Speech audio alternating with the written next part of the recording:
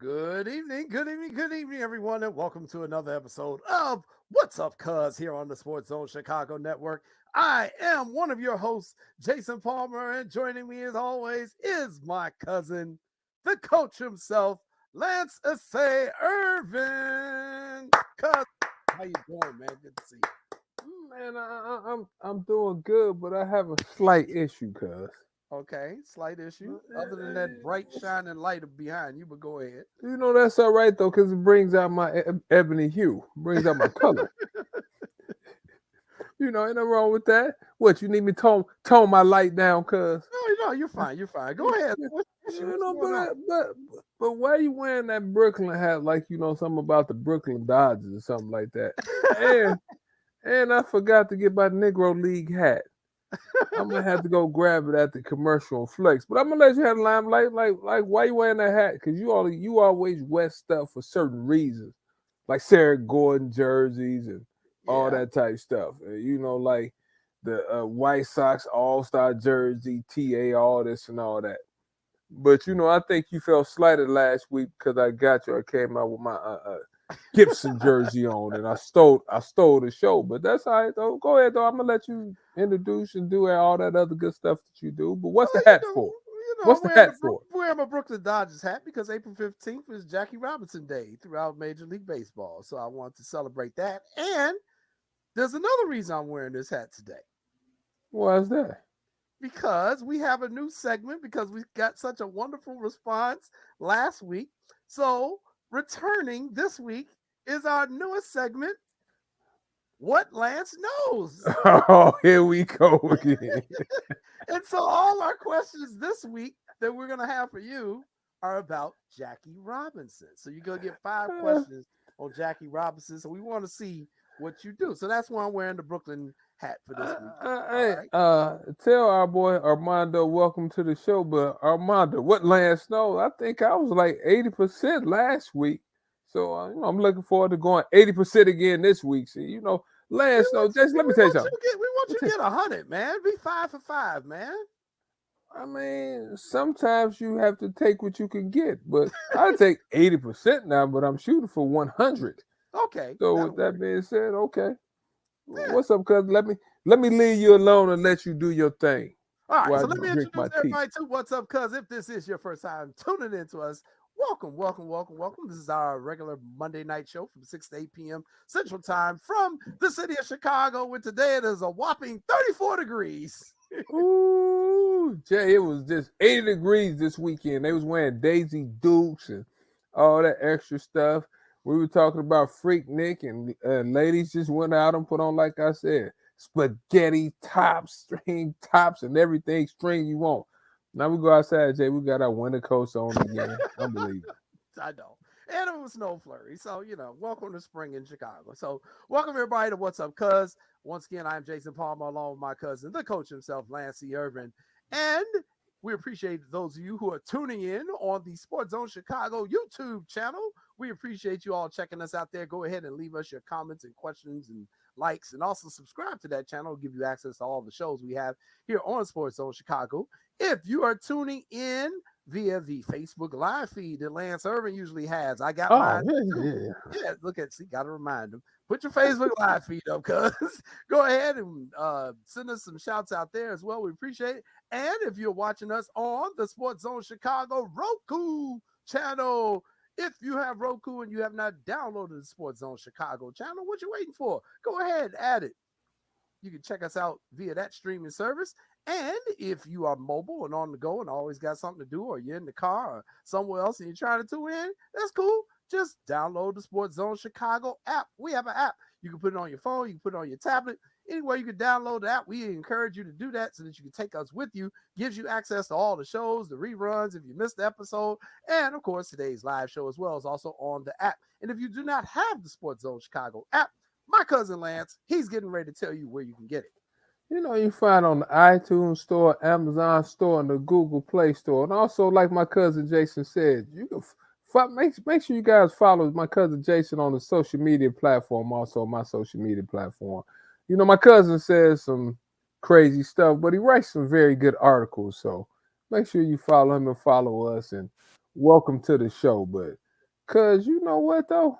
Before we get started too though, see, you're not an NBA basketball guy. You're not an NBA, because you should have I'm came not. out here excited and enthused. You don't know what happened yesterday. All I the heard what home happened. teams lost basically. No, you don't know what happened. Go ahead. I didn't I'll know leave you about that. alone. I thought you were I'll talking leave you about what alone. else would happen. I thought you were I'll talking leave you about. alone. Go I'm ahead. Go sorry. ahead.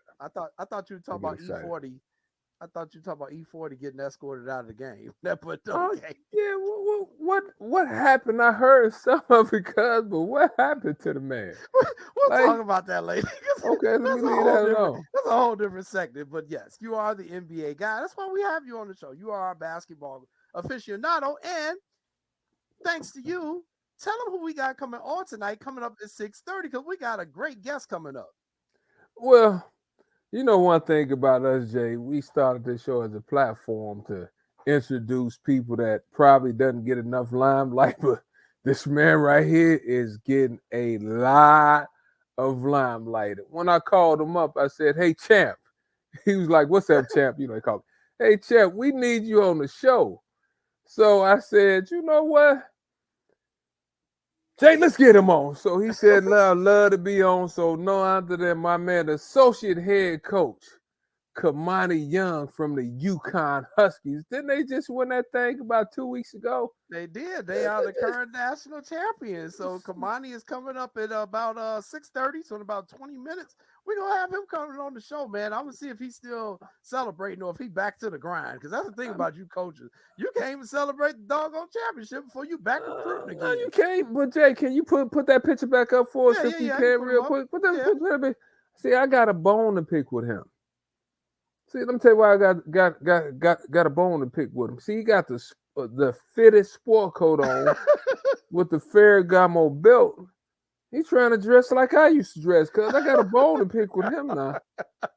Okay. Kamani is my man now, but Jay, see, you'd have noticed that, Jay, and that shirt looked like it's tailor made also.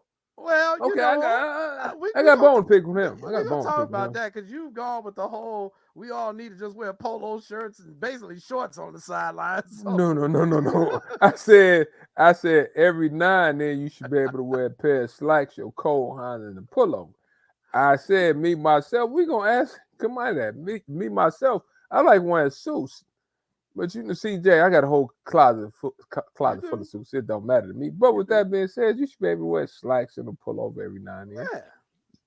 Lance, you just set the tone, man. You set the bar high, and he's trying to. What do you want? He's like, you know what? He emulates you. You know what I mean?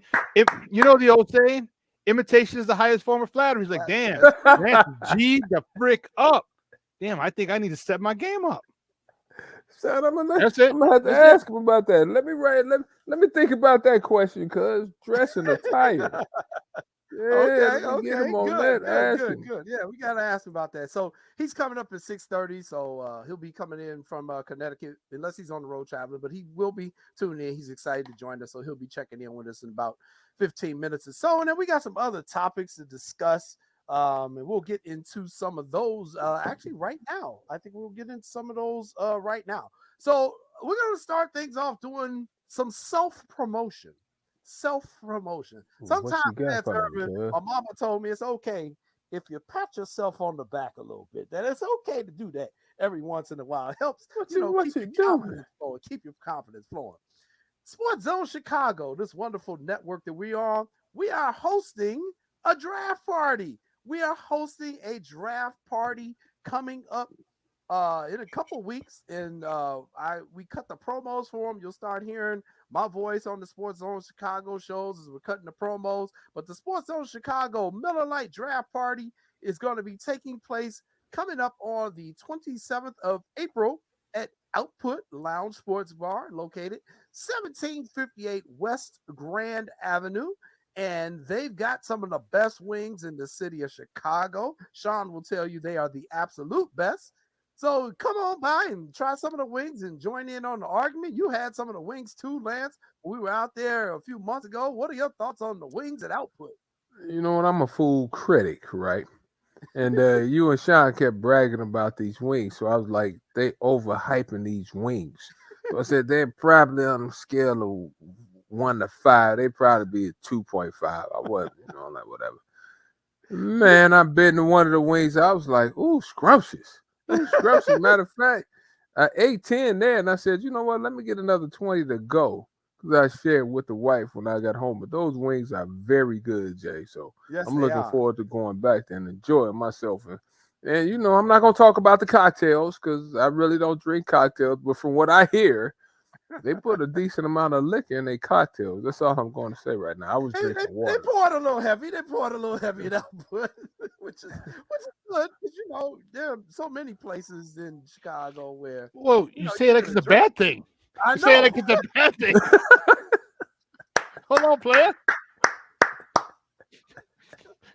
You know, That almost sounds like a complaint. That almost sounds like a complaint, Jason. It's You're a little I know, heavy-handed with see, the drink. They give me too much damn liquor in my drink. It's more than a shot of alcohol. What the hell's wrong with them? It's not good for their See? business model. See, they didn't oversell. Now somebody said, but you know, I maybe had a little taste when somebody switched my cup on me. I was like, The ooh, old this how I switcheroo. like. Yeah, that's how I like my cocktail. I was like, oh, my fault, wrong one. Bring me another one. Oh yes. So we're gonna be at Output. We'll be there for the draft party. Currently, the Bears are drafted. Is it eighth, Sean? I got it right. It's eighth. Ninth. It's Ninth. ninth. I'm sorry. All Ninth. right. So they are drafting ninth. So we're gonna be interested to see. And you know, the thing about draft night is that things change quickly. So we'll see what happens on draft night. Will the Bears move down and get even more picks? Will they move up? Will somebody else get traded? You know, you never know on draft night. So it's always a cool event. Make sure you are there. We will have most of the Sports Zone Chicago family is going to be there as well. So, you know, everybody be sure to come by, check us out at Output. It's always a good outing. And, you know, it's the NFL draft where, you know, what's so interesting about the NFL draft night? It's the night where everybody has hope for their team. no matter how bad you were or how good you were. It's like we're all back even, like, okay, we can fix this thing. All we need to do is so that's why I love the NFL draft. And the NFL has done a great job of promoting the draft night and making it kind of like its own sporting event in itself. So join us, everybody, at Output. We'll put the information up throughout the show. It'll be down on the screen scrolling, and you know we'll be putting up our Hey, brochure. cuz, and you just said something. You just said something interesting, right? Everybody has hope on draft night, but for guys that cover sports like you and I, Sean, I kind of look to see, okay, what are the general managers, what are the front office doing? Like, Mhm. how can they improve? But I listen to stuff they said and things they do, right? Your actions speak louder than your words. And for the Mhm. Bears, we basically gutted our whole defensive unit. I don't know what you agree or not. So you gutted that out. Yeah. So now you traded your pick. You traded back. You didn't trade up. You traded down to get some more access. So I'm curious to see what are we gonna do with our picks. So with that being said, I mean I think we should go defensive line first, maybe, or linebacker per se first. I don't know what your thoughts are, and I'm not trying to change the subject all over the place, but you know I'm a Bears fan. See, I don't have a side piece team like you and Maya. Like Well, I don't do all that. I've said what I've said about the Bears, and that if I'm them, just me personally, I'm going to get me some offensive linemen or some defensive linemen. Whoever's the best available on the defensive line, the offensive line, because I believe if you're building a football team, you do it from the inside out. I think you got your quarterback. You know, you can always get receivers and running backs, but you better have somebody who can block for them. Otherwise, you ain't going nowhere. And last year, we saw Fields running for his life, and I'd like to see the young man get some protection so we can get his full potential in. So that's just me. We'll have more draft talk coming up a little bit later on in the show. Our girl Gia, she's out there checking in. Oh man, I'm happy. I'm leaving Chicago Monday. I hate I'm going to miss it. Oh, Gia, you're not gonna be at the draft party. Well, that's all right. Lance said he gonna eat your wings for you. But you know, the question is Jay, where is Gia going? See, because Gia loves sports. We're fooling around watching TV, and Gia be at the Milwaukee Bucks game or be Boston. Matter of fact, she might be at the Phoenix Suns game. You'll never know. See, that's the $1 million question. See, you always see, you taught me to think more than what she's saying. Like she's saying something, but it's something else being said. Why are you all in Gia business? Gia might be Oh, my dipping out bad. for a romantic weekend somewhere. You up here putting this woman business out here on the Sports Zone Chicago Airways. Shame on you. Oh, what's up to Patty too? I saw Patty checked in earlier. So, but we will see. I'm sure Gia will pop up one of these days, and we'll get to see her face to face, and she'll get to hang out with the crew. All right, hey, let's talk a subject before we go into our newest segment. The Chicago Bulls season is over. Got to give you credit. You said they were going to finish pretty much where they did. Where do we go from here, Lance? Because I obviously missed on this one. I thought they were going to be a 3 or 4 seed in the East at the beginning of the year. You did not agree with me, and you were 100% correct in doing so. I mean, first of all, if you the Bulls, right, you have to say the season was a disappointment. When you have one of the best 2 guards in the league in Zach LaVine, you have a DeMar DeRozan that's one of the top probably 10 scorers in the league, and you have Vuk, who's a formidable front line guy. You say you have 3 really good players. But with that being said, Jay, we won like 39 games or 37 games, something like that. I never thought that we really got our rhythm until like the end of the year when we started playing better. When Patrick Beverly came around, we won like 5 out of 8 or 6 out of 8. And I think the injury, we were 40 and 42, excuse me. I think the injury to Lonzo Ball really hurt. Right. So I thought he was going to come back at least by the midpoint of the year. And he missed the full year.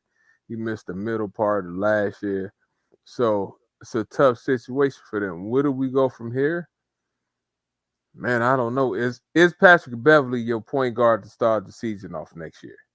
Are they going to extend Patrick Beverly? Is he going to be the point guard? I mean, I don't know. I'm just asking, Jay. He started, Jay. He started. So I don't know if is that going to breed long-term success? I'm just asking the question. I just said, is Patrick Beverly your point guard? I don't know. I like Patrick Beverly. Sound defense, get a spot off jump shot. I think he's a good leader. I'm saying I'm interested to see what they think. And I'm not sure. Do you think Lonzo Ball is coming back? What is this, done. Like his third knee surgery? I think his career is done. We've been said you think his career is done? I think his career is done. I was with Eugene McIntosh when he was on the show and he said it. He was like, his career might be over, Jason. Think about what Eugene said when he told us 2 years ago. He said they're not even talking about his injury. When I see him, he's still on crutches. He said, I don't think he's coming back this year. Now, that was last year. Yeah, before the season started this year, we had him on the show. We said, Gene, what's up with Lonzo? He said, I don't think that dude's going to play this year. He's like, he keep having setbacks. He said, honestly, I wouldn't be surprised if his career's over. That's what he said. And what happened? He didn't play all year this year. And now we find out he got to have a whole nother knee surgery. You had knee surgeries, Lance. It's only so much cartilage in there. You can't be going in there 3-4 times within like a year, 2-year period. Well, let me give you a couple of names to see why maybe is a little bit of hope. Steph Curry. They were saying the same thing about Steph Curry, about his ankle. You remember? Steph was supposed to semi be done. Wasn't going to be the type player that he turned out to be. Before people said his ankles. Well, Steph came back. Joel Embiid. So there is hope. There's hope. Now, I'm not saying that you're wrong, Jay. I never say that. So like I've been telling my brother Mike when I say stuff, it's a but. So he has an opportunity. I hope he comes back. But then, Jay, what are we doing with the Bulls front line?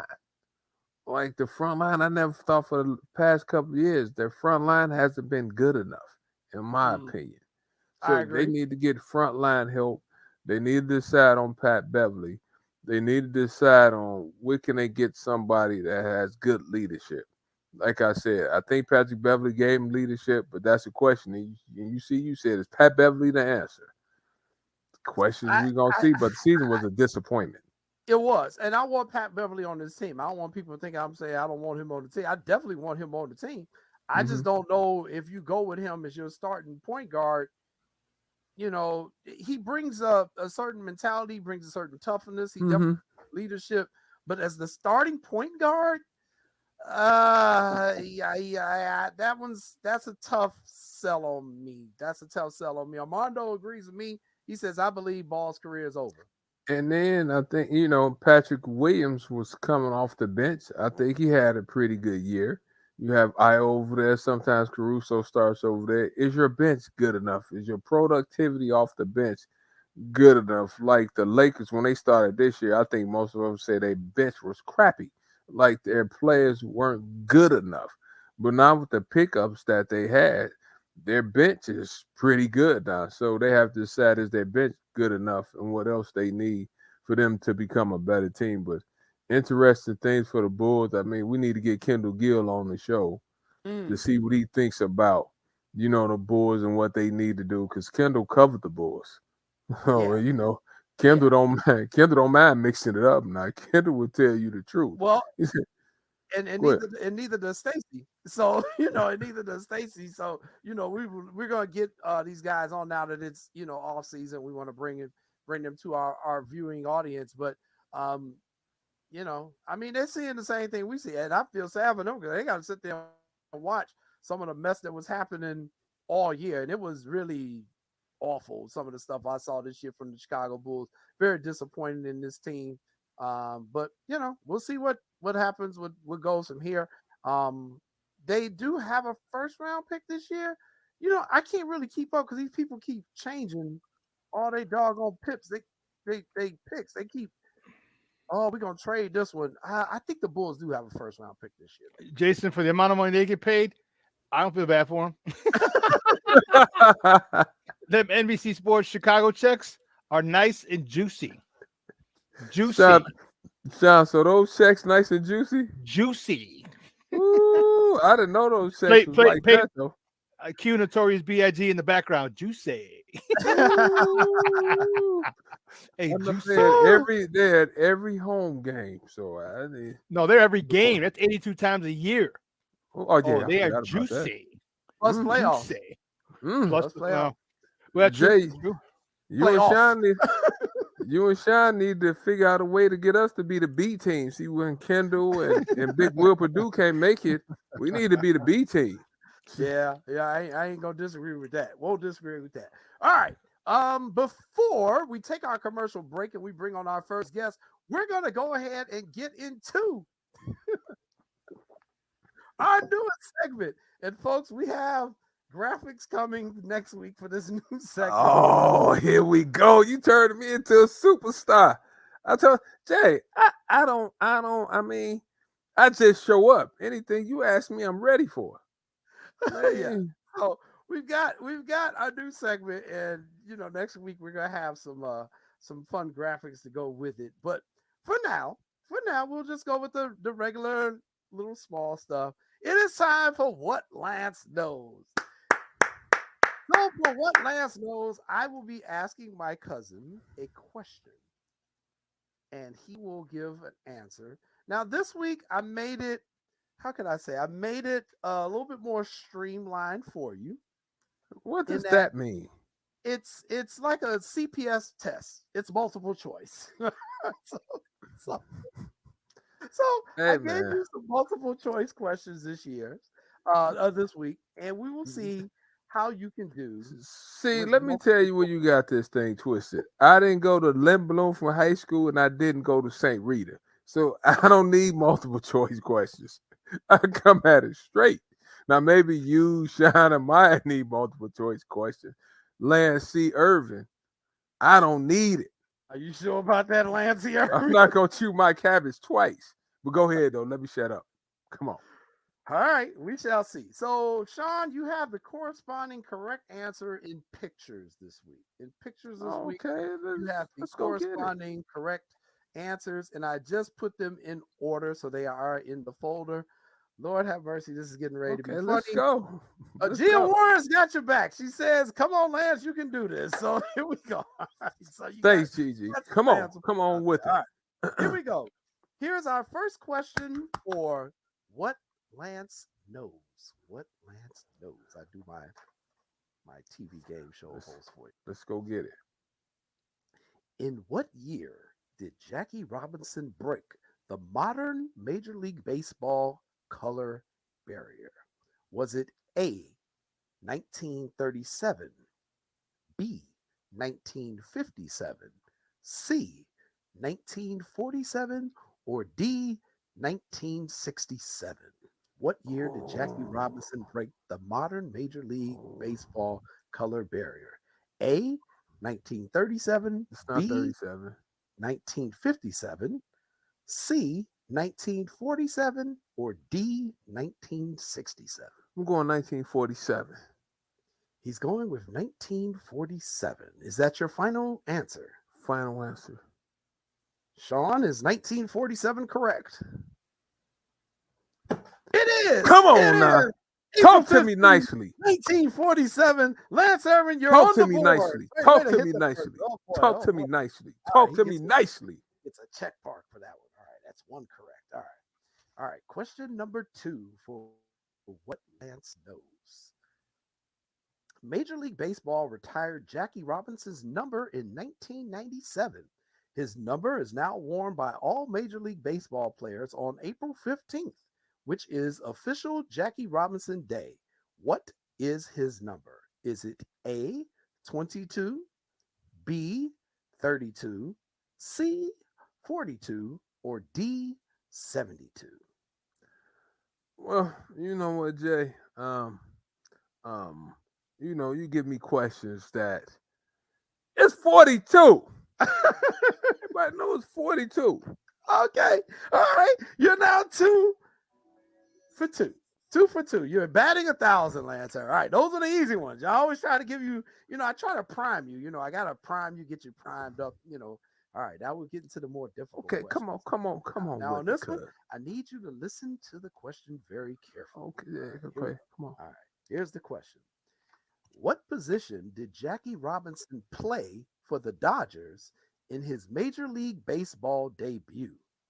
What position did Jackie Robinson play for the Dodgers in his Major League Baseball debut? Was it A, second base, B, first base, C, pitcher, or D, third base?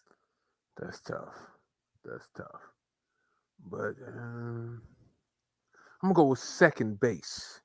Second Okay, base. he replies A, second base. Sean, does the picture correlate with the correct answer? No, that is not correct. Oh! He played first base in his major league debut in his very first game. And then after that, he was moved to second base. But in his very first game with the Dodgers, he played first base. So you get an X on that one. You just don't want me to be great. You just didn't want me to be great. So you're now 2 for 3. You're batting 666. 666. All right, here we go. All right. Question number 4 in what Lance knows. He's 2 for 1. Thanks for updating the graphics, Sean. Appreciate it. All right. Before playing professional baseball, Jackie Robinson served in the military. In which branch of the military did he serve? Is it A, the Army, B, the Navy, C, the Air Force, or D, the Marines? What branch of the military did Jackie Robinson serve in before he played baseball? Army, Navy, Air Force, or Marines? What is your answer? I'm gonna go with Navy. He's going with the Navy. He thinks he was on a ship. All right. Sean, is that the correct answer? That is not a Navy uniform, Lancer. That is the Army. I'm sorry. Jackie. Killing me. Jackie Robinson was in the You Army, me. sir. He was You in the Army. You killed me. Oh boy. Brandon's You killed me. trying You to help killed you me. out as well. Everybody's trying to help you. So you're now 2 and 2. So you're at 50%, Lance Irvin. 50%. Let me listen to my theme music. Let me get my mojo back. Okay. All right, I'm ready to go. I should have played that before the show. I'm ready to go. Okay. I'm ready All to go. I'm ready So to now go. we move. I'm ready to go. Question number 5. Here's I'm your ready to last go. chance. Ready You to can go. finish at 60%. I'm ready to go. All right. Let's go. At what go. university? Oh, I'm sorry. Jackie Robinson lettered in 4 sports at this university. What university did Jackie Robinson get 4 letters in for sports? Is it A, UConn, B, UCLA, C, USC, or D, UTEP? UConn, See, UCLA, USC, Jackie, or UTEP? Jackie Robinson giving me California vibes. Okay. You probably let it in football, baseball, basketball, and Jackie seemed fast, so Jackie probably ran track. Yeah. Knowing Jackie Robinson, he's giving me UCLA vibes from my history report. He's giving me UCLA vibes. I'm going with Sean.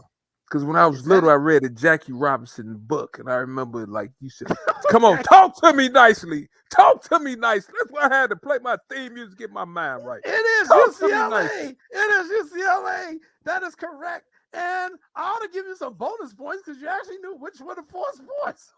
Talk to me nicely. I read a Good book job. about Jackie when I was Ooh, younger. Talk to Lance me Irvin. nicely. All right. Good job, Lance Irvin. So you finished 3 for 5, which is 600. Not bad. Not bad. Let's see, if we're grading you in school, you probably got a D+. If we're grading you based on baseball, you're hitting 600, you're a Hall of Famer. So we'll grade you as a baseball Hall of Famer. We'll give you the 600 this time. But right? I should get some extra credit because I told you the sports that he played. So Okay, that's I'll give extra you credit. So we should curve it. We should curve it a little I'll bit. give you 65%. How about that? You could- This guy now you right want to here. curve. Now you sound like me back in high school. This guy right Well, here. you know, This guy right here. This guy right here. pretty good See? job.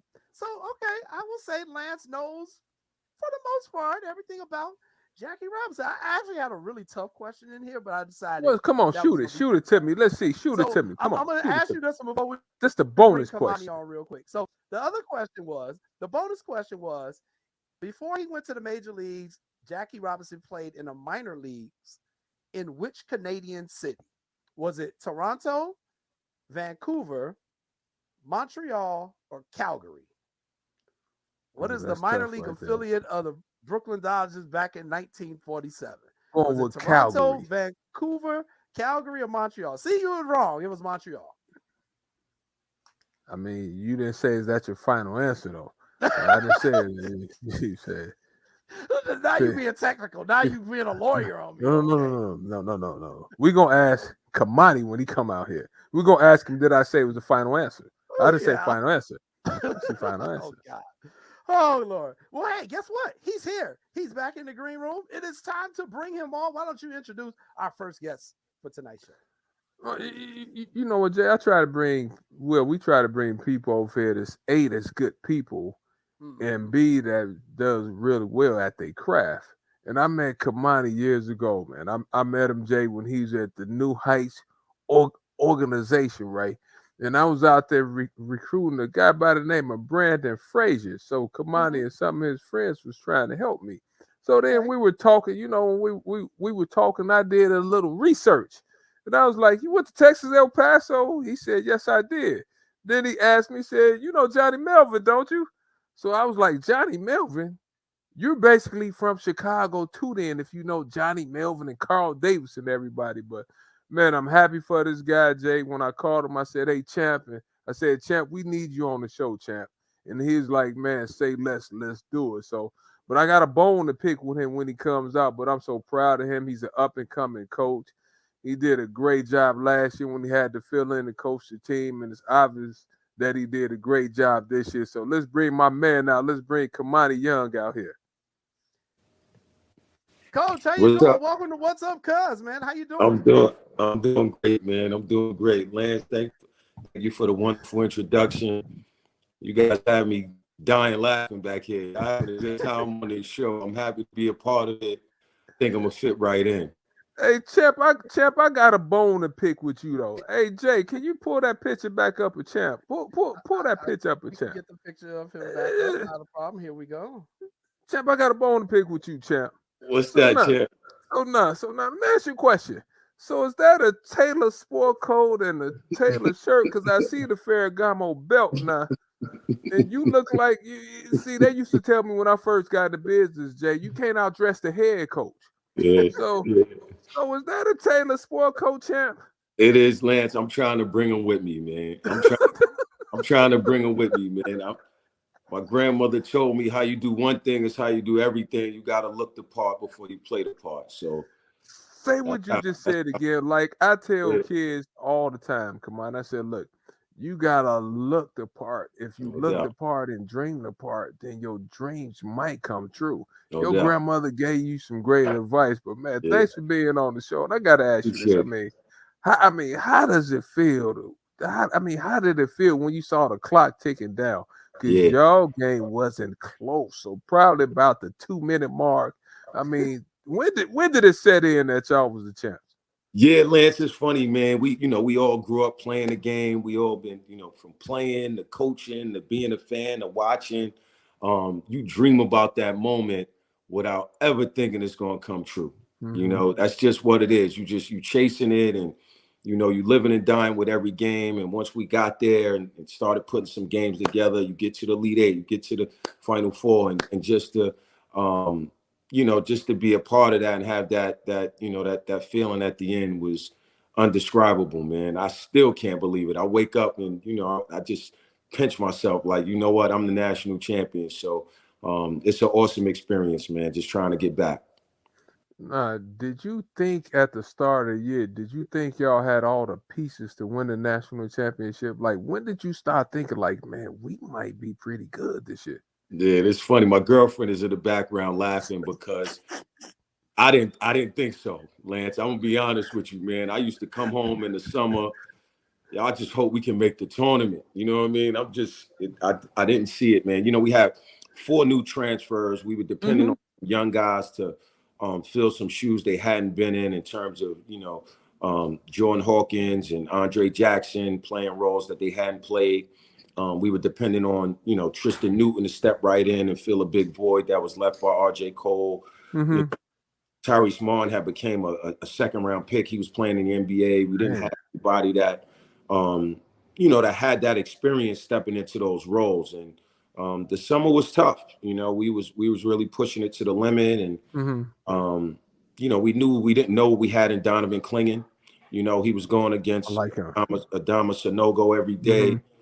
And he was limping out of there every day, not knowing, what he would bring. But we got off to a great start, hit some bumps in the road, and started clicking at the right time in terms of the end of the season. But in the stretch run, Kamani, like y'all beat some really good teams. You beat Miami, you beat Arkansas, you beat Gonzaga. I mean, y'all beat the who's who of college basketball. Yeah. Which team did you think could probably give y'all the toughest time leading up to the national championship game? Because when my cousin Jason he bought the brackets out, and I didn't really look all over. But when I looked, I said, you know what? I said, Jay, I think UConn could win it all. I thought Arkansas probably, I said, if it's going to be a stumbling block, it'll probably be Arkansas. Was it anybody there you was like, whoo, that's a bad matchup? Yeah, I tell you this, Lance, and you're a coach. We had lost in the first round in back-to-back years. So we didn't go into this tournament with a ton of confidence. We went into this tournament feeling like, hey, you know what? We got to get over the hump of the first round. If we can get to the second weekend, that's an improvement for us. And St. Mary's was a tough challenge. They had the size, they had the shooting. They were good defensively. Like they that was no pushover. You watch them on film, and they handled Gonzaga early in the season. So we really took it game by game. Arkansas was a tough matchup, because of their size and their length. And, they had 2 top 5, top 10 picks and Anthony Black, Nick Smith. So, you're looking at them on film. But what I realized going through this run is how well the Big East Conference prepares you for the postseason.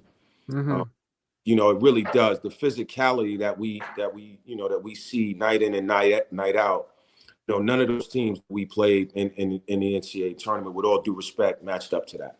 I saw Providence play when you talk about being physical, right? And I watched them play, and I said, you know what? They're more than physical. And I watched Creighton play too. So y'all league is like, people say Power 5. Y'all are a Power 5 league. Yeah. So Yeah, y'all Power 5, but how has your life changed since y'all won the championship? Has it changed? Has it changed? Are you eating? Are you getting more free meals? Not yet. Not yet. Not yet, Lance. I mean, listen, it's funny, man. You play so long that you don't get a break. You Uh-huh. know, now you're dealing with who's leaving, who's staying. Oh Um, my goodness. that's a challenge in itself. Um, then you're looking in the transfer portal to try to supplement, the guys that we got coming back and this, incredible recruiting class we have coming in. So Mhm. it's been nonstop, man. I'll get some time off, really, man. You know what? And I'm gonna get to the transfer portal in a hot second, but do you think it should be like a break or two after the season where, like, look, everybody needs to take 2 weeks? Because I think football, if I'm not mistaken, I think they get about a month off or a couple of weeks where you can't do nothing. Do you Yeah. think it should be a break like that? Because, like you said, basketball is the only sport that plays two semesters. Yeah. So, what's your thoughts on that? Yeah, Lance, it's tough, man. You know what I mean? Like most of those schools that we were competing against in the transfer portal, they got a head start on us. A lot of those teams, were done, whether it was the first round, second round, and they can get a jump start on those, on those transfer portal kids. We're playing all the way through to the last day of the season. Mhm. And then you fly in, parade and back at it. We had a visit on campus this week. So I do think that that's something that the NCAA needs to look at. We all need a break. We all need some time to, spend with our families and try to regroup and get ready to do it again. But I wouldn't have it any other way than we had it this season. So, John, So, just a follow up to that previous question. Let me ask you this then: how do you spend the downtime that you get? And I know it's really precious to you when you do get it. Yeah, just spending time with my family, man. I like to get out. I like to get to a beach. Find some sun. Listen, I've been at UConn the last 5 years. I was at Minnesota the 5 years before that. I had 1 year at FIU where, didn't have to go too far to get away, but, I love getting down south, getting to Miami, getting down to some water, man, and some sunshine. and the thing is, Jay, Kamani has Yeah. 4 kids, if I'm not wrong. So, how did the kids take it all? Because the kids want you to be daddy too, and you have the pressure, I think, of working at UConn, because UConn used to win the national championships. I think that's probably the 5th one. So, Yeah. how do you blend that for the young coaches looking family time versus job business time? Yeah, you gotta find a way, man. I'm fortunate, man. My family supports me. My 2 oldest sons are at UConn, so I get a chance to Nice. see them every day. Their managers in the program. My daughter, they've been around it their whole life, so they've adapted well. And when when the time permits, man, I like to pour everything into them as well. Mm-hmm. Come on, this is where I don't envy you. Then I'll let you ask the next question, Jay. I don't envy y'all because this transfer portal is changing the game. That and NLI is changing the game, and we talked about it. Like it's like what 1,200 kids in the transfer portal now. Yeah, probably more. It's Yeah. not a scholarship for everybody. So, and you had to deal with the player to transfer. What advice do you give to players when they say, "Hey, coach, I think I want to jump in the transfer portal"? How do you Yeah. handle that? Yeah, it's tough. It's every situation is different, Mhm. Lance and Jason. And I'm not here to condemn the transfer portal. Mhm. I think that as a coach and as a somebody in this business, we all have to adapt to it. But I think that every kid and family has to really take a step back and evaluate the whole situation before they just Mhm. run and jump into the transfer portal. Mhm. So like if I'm not playing my freshman year, my answer is just, jump into the transfer portal. You had 6 McDonald's All-Americans that are transferring this year after their freshman year. 6. Wow. Didn't know That's that. unheard of. Didn't know that. And that's the problem that I have with it is that, growing up for us, you had some adversity, you learned how to overcome. You're not playing as a freshman. You know what? I'm gonna get in the gym in the summer. I'm gonna work out. I'm gonna play Mhm. more. I'm gonna challenge myself against the best. And if it doesn't work out for whatever reason, and you want to transfer, you knew that there was a penalty.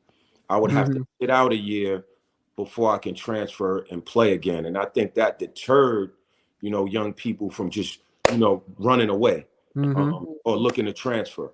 So, listen, there was some guys in our program last year. We sat with them. We were honest with them. This is the role we see for you. This is how we see you progressing in our program. We want you to stay, but this is the reality of what it's going to be if you stay here. And, 4 of those guys decided to leave. And we had to replace them, and we got better from it. We wish them the best. Some of them made good decisions. Some of them made poor decisions. But if we could rewind and go a year back, I'm sure, some of them would say, hey, I could stay and be a part of a national championship, program. They would have decided to do the latter. So, every situation is different, man. I think it's hurt more than it's helped, but as part of our business, we got to adapt to it. All right.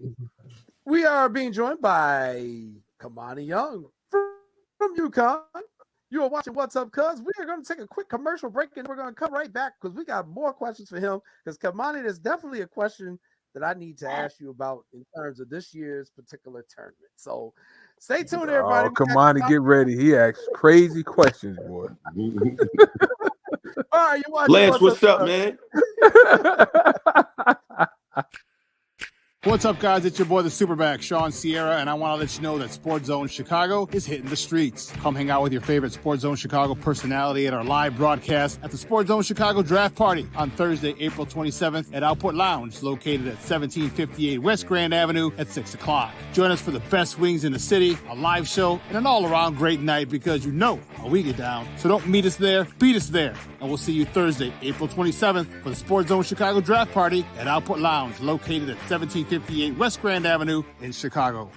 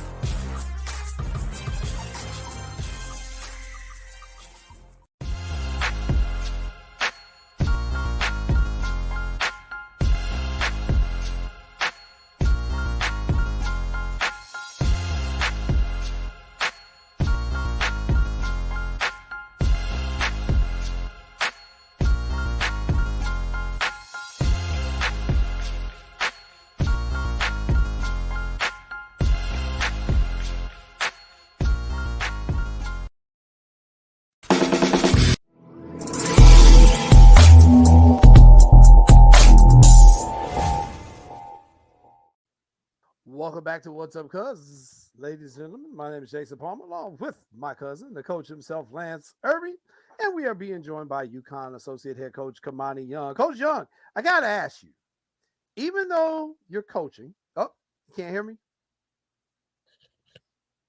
Can everybody else hear me? I can hear you. All right, is it just Kamani, Kamani? can you hear him? Oh. Can you hear me, cuz? Kamani can't hear. I can Kamani hear you. can't hear. Yeah, Kamani can't hear. Maybe something on his end. So we'll have to check and see. It might be something on Kamani's end because we can all hear each other. So it may be something on his end. We'll give him a little bit of time to check his connection there and see. These things happen during live television. Not a problem at all. Very interesting, the transfer portal thing, because Lance, one of the things I was really laughing about was Angel Reese, especially after winning the national championship and then after the incident with Caitlin Clark. Her Instagram followers went through the roof, and they said now Angel Reese is probably going to make almost $1 million as a college player, which is more than she would ever make as a WNBA player. And I'm like, this is the advantage that the female athletes are now starting to get because, for decades they were getting the raw end of the deal. And now it seems like because of what's happening with the NIL that they're able to do this. So I'm going to bring that up with Coach. Is he ready? Okay, we're ready. Let's bring him back. Coach Umani, how about now? Can you hear us now? I'm good. I'm good. Perfect. All right, Perfect. excellent, excellent. All right, so let me ask you this, because you were actually involved in the tournament this year. Mhm. But for those of us who were just fans and we had brackets, this year was a complete disaster. We had people eliminating number one seeds in the first round. You know, it was just a complete nightmare. I can't ever remember a tournament this nuts. So, what were you thinking about it as you were sitting there observing all these number one and number two seeds falling, just the wackiness of this year's particular tournament? Yeah, if you follow college basketball all year, man, it wouldn't be a surprise. You know, there was so much parity, um, you know, across the board in college basketball because of COVID. You had guys with the extra year, you know, a lot of older teams, the transfer portal, you know, all those things kind of factor in. It was so many moving parts. It weren't just your traditional programs anymore, you know. So you add all those things together and you had upsets galore and you're right. It turned out to be a wacky tournament, but luckily we figured out a way and ended up on top. Right. And, you know, and I think, you know, it really did something for college basketball. I think it got more people interested because everyone was watching to see, oh my God, who's going to lose next, you know, to see who's going to continue to make the run. At UConn. Now, I've never been to Connecticut. Never been to Connecticut, never been to Storrs, Connecticut. It's on my list. But what is your convincing recruiting speech to get guys to come to Storrs, Connecticut? Because I can guarantee you, most of the guys you probably recruiting are like, where? Yeah. The history and tradition, man. The kids may not know, but the families know, their coaches know, their moms and dads know if they basketball families. You know, when I first got the job, you know, I was excited. I get to come back home. You know, I'm from 2 hours away, born and raised in New York City. And when you walk around this place is you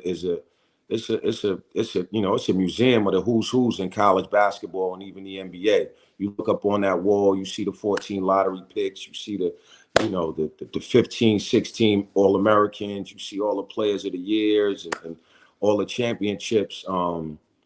This place gives you chills if you love college basketball. So you know, it's not an easy sell once we get them here, man. You could come be the next Ray Allen. You could come be the next Kemba Walker, the next Rip Hamilton, Emeka Okafor, you know, James Bouknight, Jordan Hawkins going into the NBA this year, you know, potential lottery pick. So, you know, once you get here, man, you're right. It's in the middle of nowhere now. But, you know, we use that as an advantage as well. Karan Butler. You know, Khalid Alameen. Khalid Alameen. You know what I mean? So it's just like, come out here, stay focused, get away from all the distractions, you know, work hard, reach your goals. You'll be in and out of here. And then I guess my other question is that, you know, it's not just the men's team that has success with Gino and what he's done with his program and just the amount of women Olympians that you have on the women's side and WNBA first round picks as well. My question is, how do the two programs feed off of one another? Yeah. Good question. Yeah, we have a great relationship with them. You know, Gino is great. He actually traveled with us to the Final Four. When we have recruits in town, we bring them over to meet him, his staff, watch practice, you know, vice versa. He's got to go on campus. You know, their parents and the families come over and spend time with us. We got a great working relationship with them. You know, we piggyback off of their success just as they do ours. It's a special place that's been able to have kind of history and tradition on both sides of college basketball the way that we have. You know, unprecedented, man. I'll tell you what else is unprecedented. So you're from New York, Kamani, right? Mm-hmm.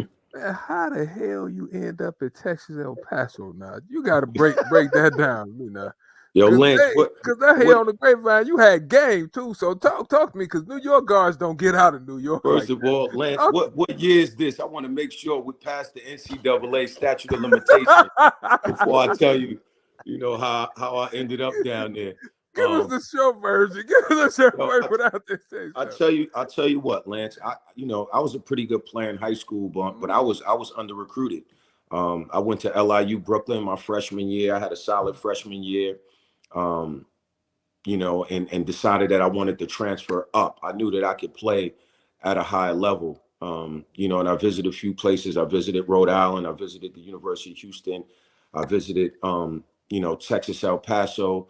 And, you know, just when I went down there and I saw all that tradition, Coach Don Haskins, Tim Hardaway, Tiny Archibald, you know, all the great players that have played there, Johnny Melvin, you know, Carl Davis, Ralph Davis, all the guys that I played with. Prince Stewart, Marlon Maxey, Prince Stewart, Marlon Maxey, all those guys, and Eddie Rivera, and you know, the year that I visited there, they had just come off a Sweet 16 run where they beat Kansas. Every year there was always talk about what Coach did in 1996 and in 1966, pushing the game forward, being the first Division I school to start 5 Black players. I wanted to be a part of that history. I wanted to be part of that tradition. And it was easy. It was an easy sell for me. I went down there, you know, the best 4 years of my life. I created friendships and relationships that got me on this Zoom call right now. When I was in college, we went to Chicago every summer, you know, played in the Pro-Am up there, got to know so many good guys, so many good people. You know, so it was awesome to be a part of, and part of the reason why I'm still coaching today. You know, Carl Davis, you CD, Antoine Gillespie. Those my guys. Those my guys. How was it to play for the Bear? Because, you know, I went to Colorado State, and I'm older than you, but they had, when I was playing, they had Antonio Davis. Yeah. They had Greg Davis Foster. boy. They had Greg Foster that was playing point, and they always had players. But, man, I used to watch the Bear, and the Bear go off from time to time. So how was it to play for Don Haskins? It was awesome, man. It was awesome. I mean, he reminded me all the other coaches that I had growing up. You know, growing up in the playgrounds in New York City. You know, my AAU coach, my mentor, was a father figure to me. He was just like Coach Haskins. My high school coach was just like Coach Haskins. I was, you know, I was drawn to that more than you know, discouraged by it. You know, he was real with you. You know, he was honest. He was, you know, he was supportive, and he was hard on us, and that's what we needed. You know, those were the kind of coaches that produce men. You know, so I try to, you know, all good players want discipline. You know, we want discipline, we want instruction, we want, you know, direction. If you're a good player that's striving to be a great player, you want that. So, you know, my 4 years playing for him, you know, couldn't have been better. See, Jay, that sounds like a head coach. Let me ask you this. So last year, I can't remember what happened to Danny Hurley, right? So they say, Kamani, you have to coach the team. So did you get a little nervous, or were you like, yeah, I'm ready for this? Because you did an excellent job coaching the team. Now, I just wanted to tell you that. I don't know if I called you up, but I was proud of you. So talk to us about that situation when he said, nah, it's your turn. You got to step up and coach it. Yeah, Lance, it was definitely, I would have felt better if, you know, going into the game, I knew I had to coach. If like the day before, you know, the coach is sick or the coach is out, whatever the case may be, you have a lead up to the game, and you can, you know, process what your game plan is going to be, how you're going to handle yourself, and be prepared. I was begging him not to get kicked out of the game. I was begging him not to get kicked out. If you watch the game, I'm sitting there like please, you're going to get kicked out of this game. And, you know, but Lance, just like anything else, man, you know, once it happened, obviously there was some nerves there, you know, but once I kind of settled into the game, it just became another game that I was trying to win.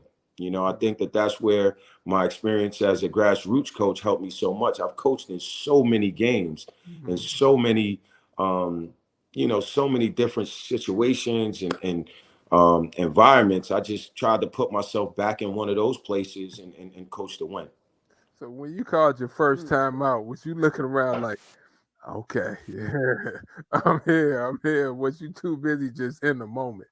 Yeah, Lance, I was just trying to get to the next time out, get through the 4-minute war, you know, get to halftime, you know, get to the under 12 media, get to the under 8 media. And, you know, I started looking up at the score, and we were still there. We were still in striking distance. And I was like, you know, we got a chance. We had a really good team. We was well prepared.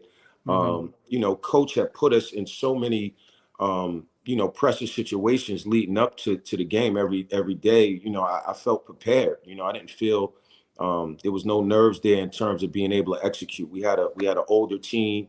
We knew what was at stake that game. It was a big game for us to win in terms of taking the next step in our program building. So, you know, we went out there and got it done. Did you think that situation made you a better assistant coach this year, having the opportunity to slide over season coach? Yeah, absolutely. I said it to him right after the game. Like, you know, I get it. I see why they pay you all the money. You know what I mean? Like, you know, there's so many things that's going on in the course of a game that you gotta be ready for. I think experience is the best teacher. So going through that gave me a lot of confidence as an assistant, you know, as an associate head coach. So, you know, it was definitely something that I remember and cherish and you know, try to reflect back on in different situations moving forward. You know, I gotta Coach ask Young, you this let me question. ask you this. Go ahead. Oh, hold on, Lance. Let me Go get ahead, this in cuz. there real quick. You gotta go ahead. Let me ask you this. In terms of recruiting, and parents, because we get a lot of parents that watch our show, and they always ask, you know, well, how can I get my kids seen? How can I get this? But I like to flip the question around a little bit. What can parents do that can screw up their kid getting recruited by a big time program? Because I think they need to know that too. Yeah, that's a tough one, man. You know, the game has become so much of a business. Like, we're recruiting the parents too. Mm-hmm. You know, we recruiting the families too. Like, what type of kid and family you bringing into your locker room? It's important, man. Like, it's just, we spend too much time together, you know, and it's already hard enough. You know what I mean? The games are hard, the practices are hard, the travel, everything that goes into, you know, being a big time program. You don't want to add another layer of a crazy parent on top of that. You know what I mean? I don't care how good you think your son is, you know, or daughter for that matter. So I think parents need to be mindful of that, man. It's great to be enthusiastic. It's great to be supportive. But I think at every level, you got to let go a little bit more. And once you get to college, I think it's time to really let go. It's time to support your kid, support the coaches, be a fan. You know, because they're dealing with a lot, man. You know, they're failing in real time. You know what I mean? It's not like when we played, maybe a newspaper article, you know, maybe we on TV, you know, once a month or something like that, maybe a big game, but like every game they play is on TV. Every moment that they're on the court is being reported on Twitter. Everything they do is being scrutinized. So they don't need any external pressure. They don't need mommy or daddy, you know, yelling in the stands, causing a scene. They need support and love. That's an excellent I'm glad point. you said that. Oh God, I'm so glad you said that, man. Oh my God, because you know, Kamani, I've ref basketball, I've ref water polo, I've ref volleyball, and I'm like, first of all, your kid ain't playing for nobody, so you should be enjoying these moments in high school. Number two, even when I get the elite kids, you know, if I get sometimes their parents are acting out, you know, I've heard the high school coaches tell these parents, they're college coaches here, and they're watching you just as much as they're watching your child. And I think the parents understand that. So I'm glad we had somebody who come on the show and said that as well. And I'm gonna flip the question the other way. What can parents do to support their kids? Because these kids are dealing with a lot, especially those who went through COVID. Mental health is now something we're more focused on as a society. Thank God we're finally going to that. What type of support does a college parent need to give a Division I athlete, regardless of the sport they're in? Just be their parent. You know, just be their parent. I think if you have a Division I athlete, you've put enough people around them to help them with basketball. You know, whether it's a high school coach, an AAU coach, a mentor. You know, a lot of these guys have agents now. You know, with NIL. You know, put them in the hands of people you trust, that know basketball and understand the business, hopefully, because they've walked this walk before. And just support them as a parent, you know, support the coaches that you put, you know, that you've entrusted, you know, your kid's career with. Like that. I think that's the best thing. If there's questions and things that you need to talk to the staff about, myself, whoever, you know, head coach, feel free, you know, but putting that kind of pressure on your kid does not help. See, that's a great point. You know, I got to ask you this question. Now, my cousin and I, we argue a lot, as you can tell. He think coaches should wear suits every game. Suits every game. You know, some coaches wear sweatsuits and they wearing khaki or slacks, whatever. Mhm. What does Kamani Young prefer wearing? How do you think the dress code should be? Yeah, I think we should wear suits, man. I think we should wear suits. Oh, I think we should, and I'm gonna tell you why, Lance. And Lance, you'll appreciate this as a longtime assistant. My thinking was, in order for us to be considered for opportunities, head coaching opportunities, we still have to show our professionalism.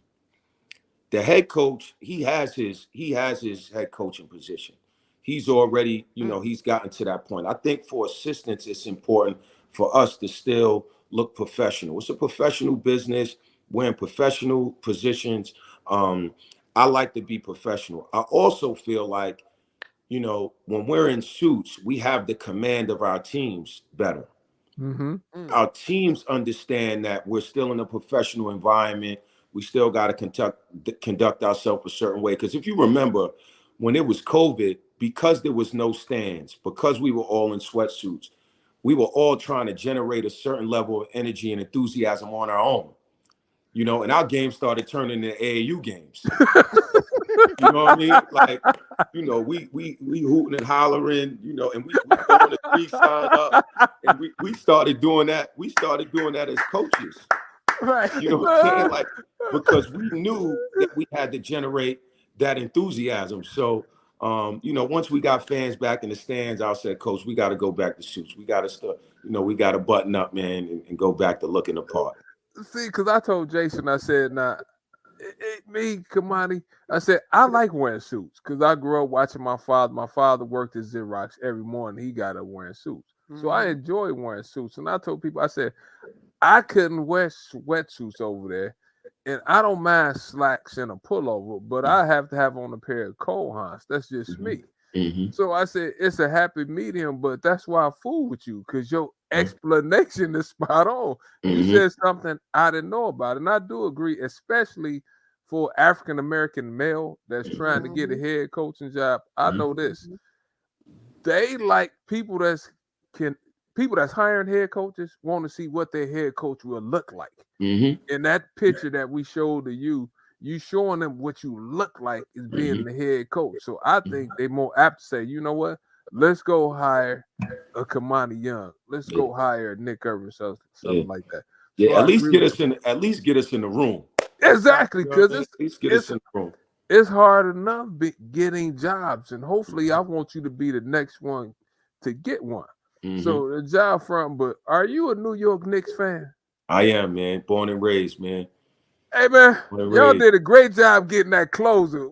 How you feel about the Knicks? Can the Knicks win the series, Kamani? Because Jason's Bulls suck. The Bulls just sucked around here. But go ahead. I'm not going to go off on the tangent. I think we can, man. We got, when I growing up a Knicks fan, all the good teams we had, I felt reflected the city. They all reflected what New York was all about: the toughness, the grittiness, the ups and downs, the hustle. And I think that's what this teams look like, man. We got a superstar and a really high level player in Jalen Brunson and Julius Randle, young up and coming, big time player in RJ Barrett. We got some good pieces to put them, that we got put around them. Thibodeau's got them playing defense, or as much defense as you're going to get out of players in the NBA. And they're doing some different things on offense. He's involved as an offensive coach. So I'm excited, man. We got that Garden rocking again. We got the Garden rocking again. So I'm excited, man. You know what? Our producer wants to come on and ask you a question. So see, when you had the champs on, they want to come on and ask you a question. Come on, Sean, you come on. You can come out and ask him questions. That's the Superback. That's the producer of the show, Kamani. Coach, how we doing, man? How we doing, man? I'm doing great. How you doing? Wonderful. So I got 2 questions for you. First, what part of New York did you grow up in? Where you born in? I grew up in Queens. I grew up in Lefrak City. All right. My roommate from college was from Kew Gardens. He spent a lot of time in Hollis. Yeah. I know Kew Gardens. He went to St. Francis Prep. So the St. Francis Prep. One of my good friends, Chris Hall. Howie Dotton, both of them went to St. Francis Prep. Okay. Tim Leary, that was the coach there for a long time. Okay. And then how high are your aspirations? You looking to get your own team to your own school, I would imagine. And is it power, initially the first gig you can get, you want a mid-major, you want a Power 5, where do you want to start? Well, again, where do you want to start and how high do you want to get to? Yeah, ultimately I do want to be a head coach, and I haven't put any limitations on myself where I need to start or where I need to finish. I just want to keep working, keep moving this program forward and earn the next opportunity.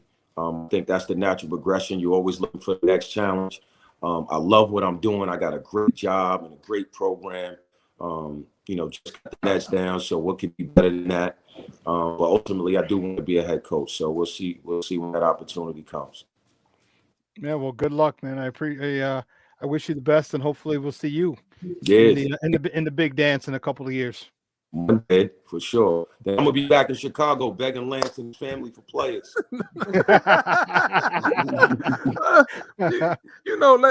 Let me say this while you're on here. Like I said,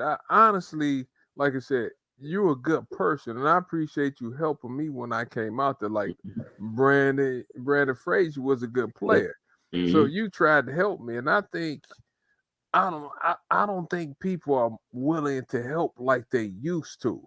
And I think we need more people like you reaching out like, hey, Lance, we have a player, Why don't you come take a look at anything I could do to help you? So I appreciate you doing that. Like I said, he was a really good player. So, anything you need in Chicago, I got you. Now, if my cousin Jason calls you trying to get a ticket to the game, he tried to set you up earlier when he was like, oh, I haven't been to Stores, Connecticut. He's trying to set you up for a ticket. Tell him no. No. Don't give him a ticket because you can't get rid of him. If you give him a ticket, you won't be able to get rid of him. But, anything you need, give me a call. See, because you and Jason on the same page about stuff. So I'm going to ask you this last question. I'm going to leave you alone. If you answer this question wrong, then I'm through with you, come out. I'm not going to answer your phone call. This another one of our arguments. The throwback uniforms, the different variations of the uniforms with the teams. Do you think, they had these City Life uniforms?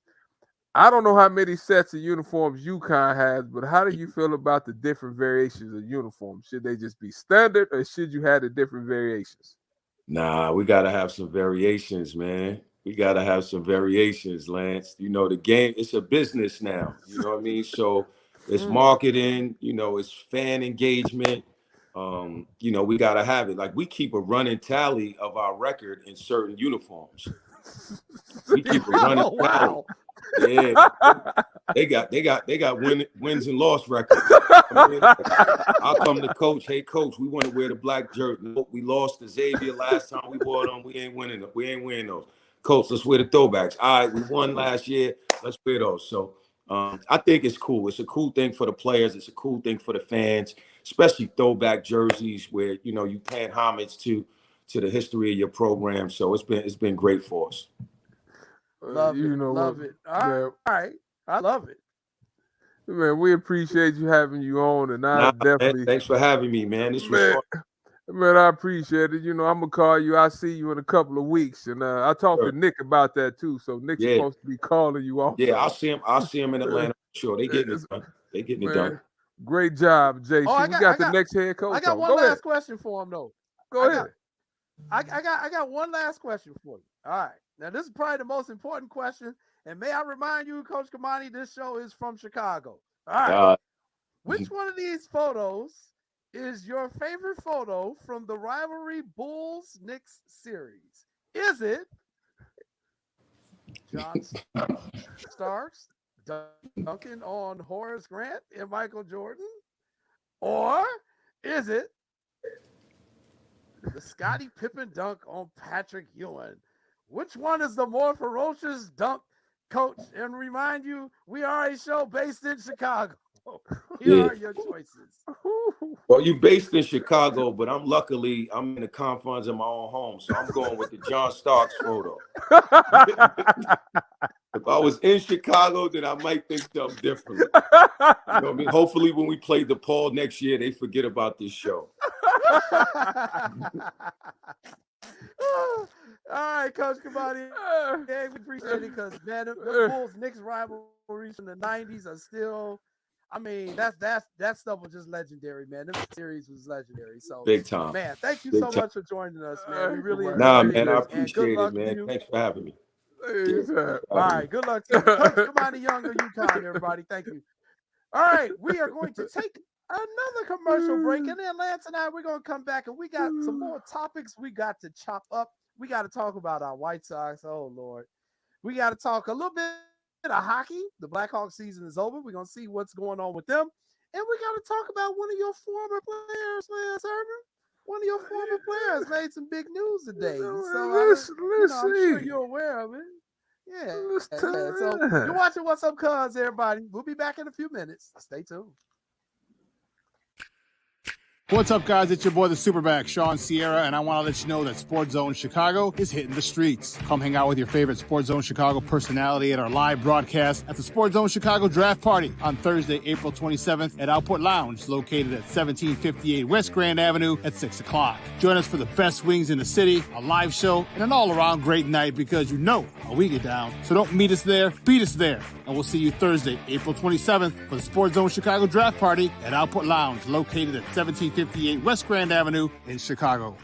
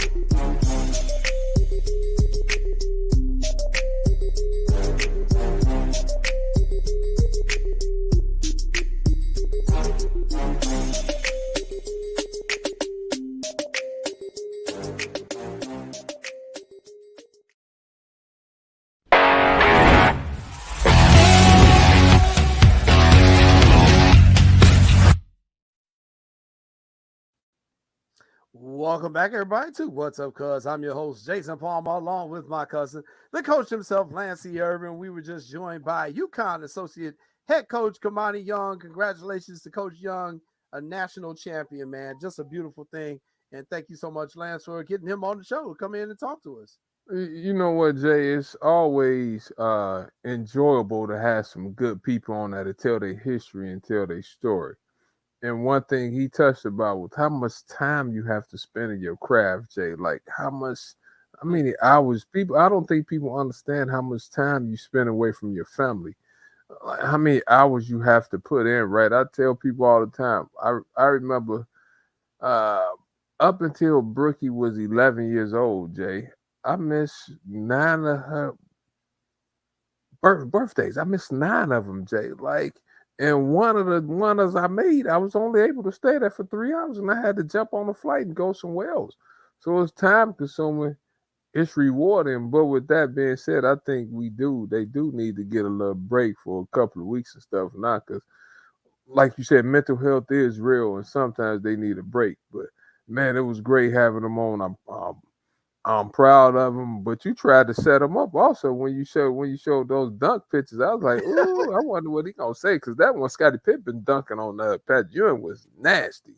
And if you from New York, ooh, you say Pat Ewing got dunked, I wouldn't have touched that with a 10-foot pole. Yeah, they were both some awesome dunks, man. Just great series rivalries from the 90s, man, with the Knicks and Bulls series. And I think one of these days we're gonna get your daughter on the show. We're gonna get Brookie on the show, because I do think you bring up an important point. And we've talked about a lot of the mental health in terms of the athletes, but we don't talk about the mental health of coaches. We really don't. Like all the focus right now is on the players, and I guess this is just part of the progression as the society becomes more aware of mental health, and how important it is to take care of your mental health.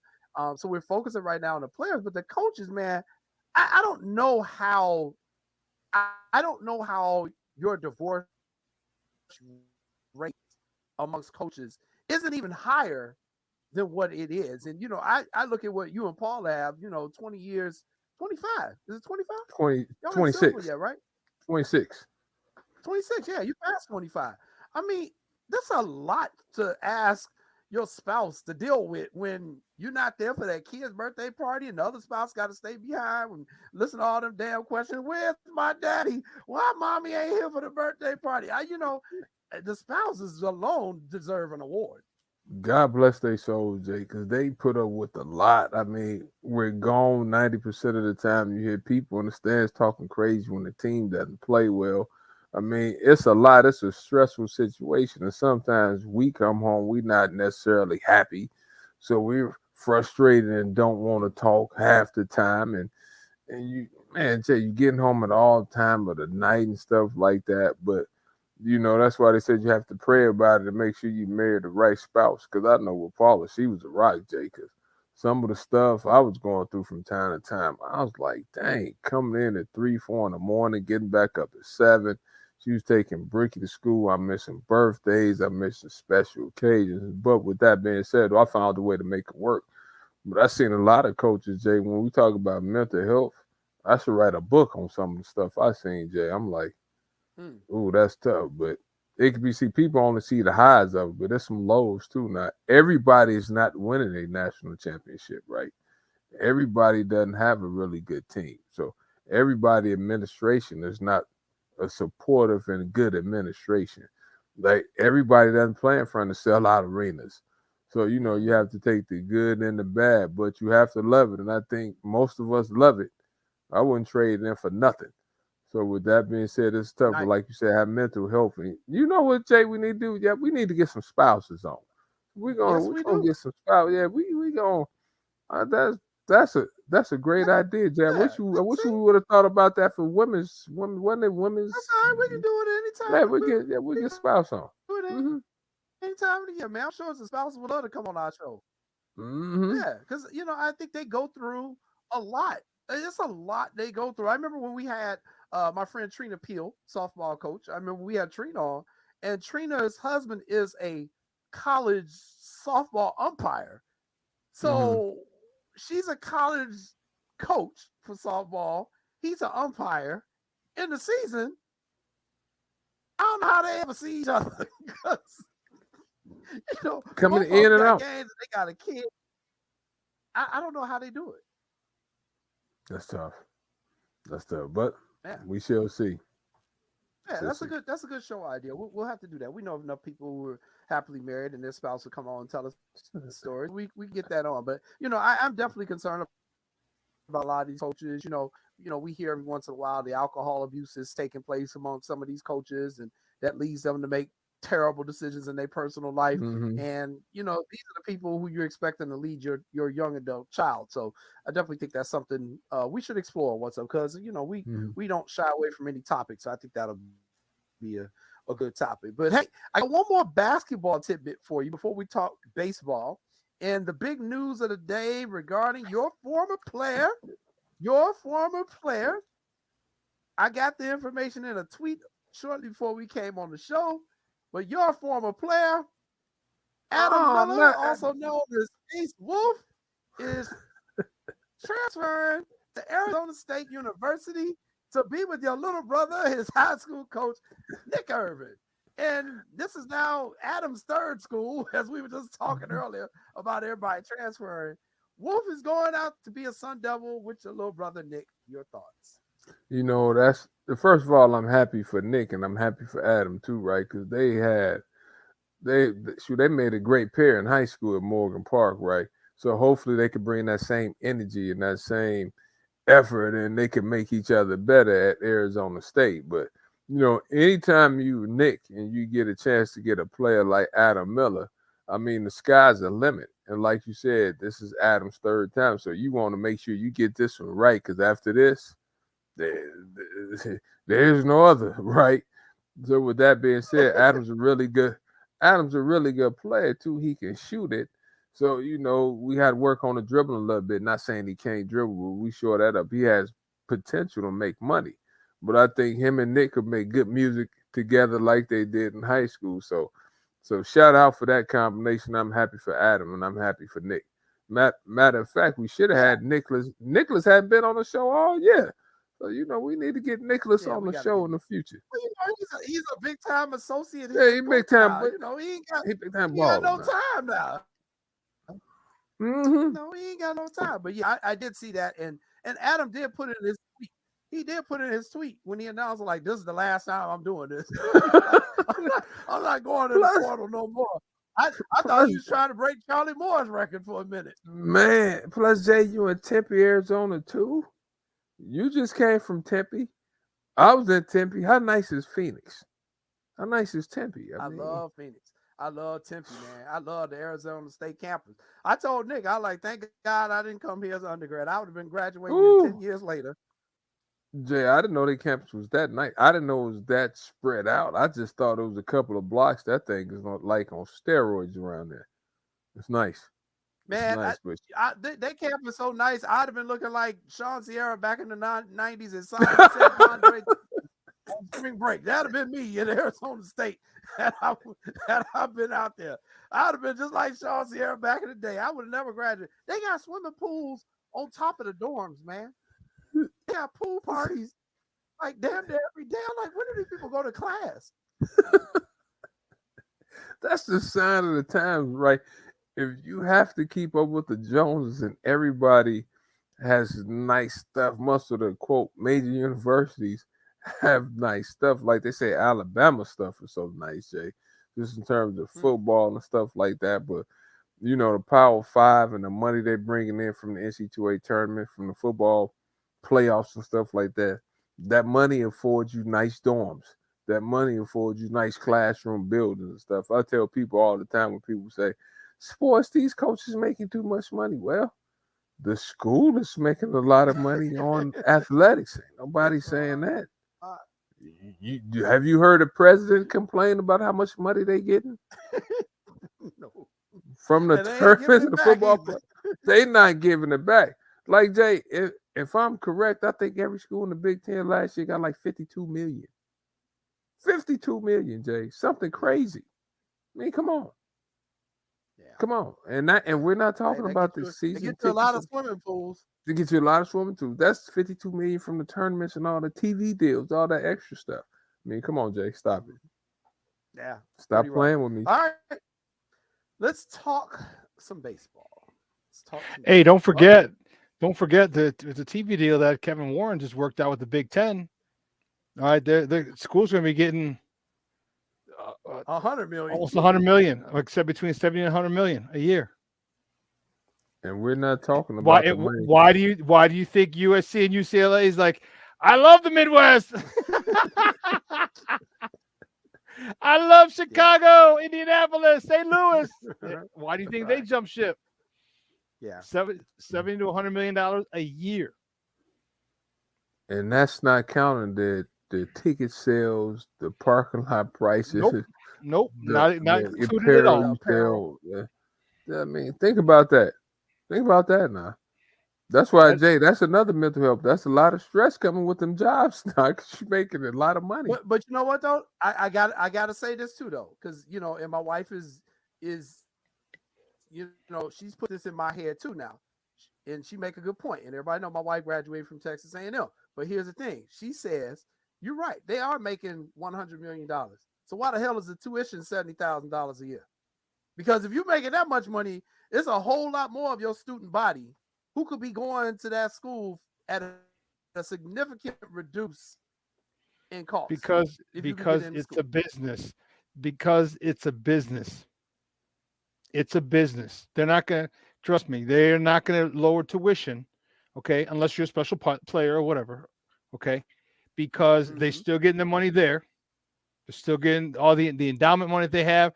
Why they want such big endowments, what do they do with them? What do they do with endowments? They build buildings, expand. All right, they'll probably use that to expand so you can bring in more students who are going to pay more $50,000, $60,000, $70,000 a year.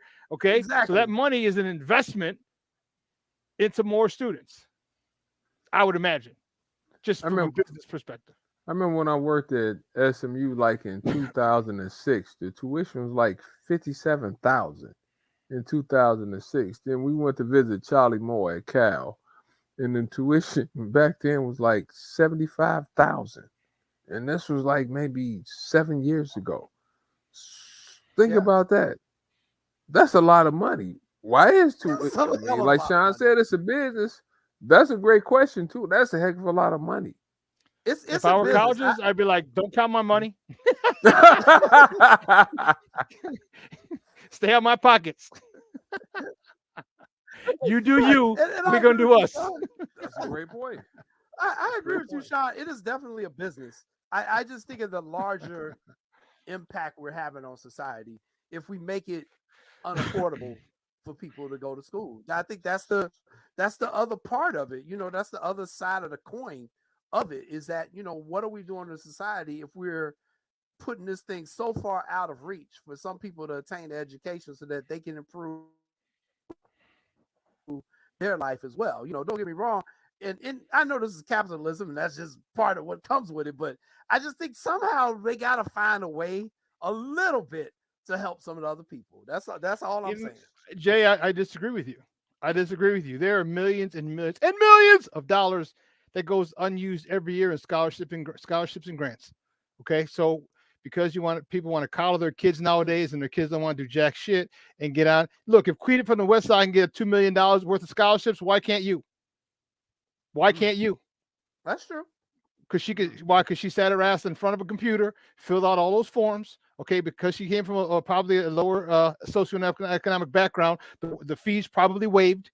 All right, she decided she wanted to go to school for free.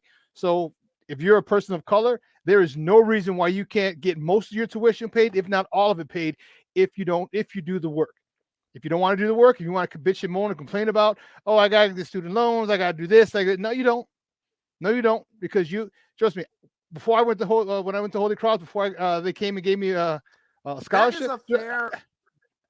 I had about $2,500 to $3,000 in scholarships just from, because there was no computer back in 88, 89. There were no computers back then. That was the floppy disk. The floppy disk. There's no internet. All right. So I had to go. I had to look at a book. Went to the library, send letters, and I still got about $3,000 worth of scholarships. And they give you the money. They don't give it to the school. They give it to you. Yeah. So that went right in my bank account. That's a good response, Sean. I cannot argue that point either, because I did the same thing. I didn't get an athletic scholarship, and you know, I funded my education through Pell Grants. Never had to take out a loan, fortunately. But I got, you know, someone told me back in '88, you know, there's millions of dollars that goes unclaimed of grants and scholarships every year. I was like, what? And like you, I remember sitting in the college counseling room or something at Olive Harvey. Mm-hmm. It was time for me to get ready to go to a 4-year, and they're like, look, we got one computer in here. You sit down in front of it, and they had like a database or something, because it wasn't the internet. Mm-hmm. Database, and they were like, these are all the people you need to contact. And you just wrote letters and called and did whatever you had to do. And I ended up getting money. Yep. I got money from the Boy Scouts of America because I was an Eagle Scout. So they had some money for me. I got money from the Lutheran Church of America because my mother was Lutheran. I got money from like the Catholic people because my aunt was a Catholic person. So I was getting money from just piecemealing it kind of all together. And that's how I did it. So I do agree with you that, you know, people do have to work. And even my wife says that. She's like, you know, people think that athletics is the only way kid can get a scholarship. They get academic scholarships all the time. But you got to put in the work in the classroom for one. People don't understand, man. You get a lot of companies. You have a lot of companies who make a lot of money, and it's a tax write-off for them. All right. I mean, if you make, let's say $30 million gross, whatever business is it that you're in, are you getting taxed on $30 million? Obviously, minus salary expense, whatever. But you're like, Dan, do I get taxed on $30 million? Or can we give $500,000 away in scholarships? All right, boom, that's tax write-off. So tons of businesses, Fortune 500 companies do it. They don't give a damn about. We care about the next generation. No, you don't. You're a damn lie. You care about not being taxed off a higher tax bracket. Stop it. Stop playing.